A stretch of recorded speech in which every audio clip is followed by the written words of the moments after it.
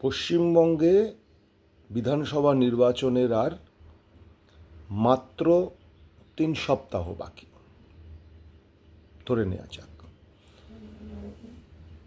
আর খুব বেশি দূর 29 তারিখের যে ভোট আছে এপ্রিল মাসে, সেইটা যদি আমরা বিচার করি তাহলে আরও 26 দিন মতো, 27 দিন। বিজেপি যারা সোনার বাংলা গড়ার জন্য পরিবর্তনের রাস্তায় হাঁটছে, তারা এখনো পর্যন্ত 294টা আসনে প্রার্থী ঘোষণা করতে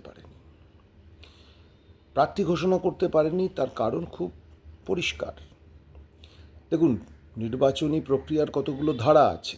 আপনাকে বুথ সংগঠন থাকতে হবে, বুথে এজেন্ট থাকতে হবে, একজন এজেন্ট এবং একজন রিলিভার।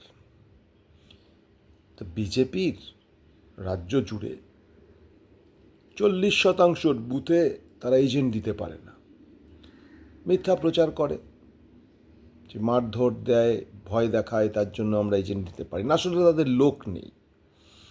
যখন এই এসআইআর প্রক্রিয়া, এই সম্পূর্ণ একটা অসাংবিধানিক প্রক্রিয়া যখন চালু হলো, তখন যেভাবেই হোক স্থানীয় বুথ লেভেল কর্মীদের একটা অংশগ্রহণের জায়গা সরকারিভাবে সেখানে হলো। বিজেপি বিএলএ 2 দিতে পেরেছে বিএলওদের সঙ্গে, সব বুথে পারেনি, কারণ বিজেপির লোক নেই। দিল্লি থেকে বাল্লুক ধরে নিয়ে এসে তারা যখন এখানে বিরাট হুঙ্কার দেয় মাঠে ময়দানে, লোক হয় না, কারণ বিজেপির সংগঠনটা নেই। কিন্তু বিজেপি বাংলা দখলের খোয়াব দেখছে নির্বাচন কমিশন নামক একটা অনিরপেক্ষ ব্যবস্থাপনার মাধ্যমে। প্রার্থী দিতে পারো না, এজেন্ট নেই, তুমি ভোট পাবে কোত্থেকে বাবা? আর তারপরে এসআইআর করে যে ভয়ঙ্কর পরিস্থিতি তোমরা তৈরি করে ফেলেছ, সেখানে তোমাদের ভোট তো এমনিই নেই। খুব দায়িত্ব নিয়ে একটা কথা বলতে পারি, বাঙালি এবার কোনো মূল্যে বিজেপিকে ভোট দিচ্ছে না।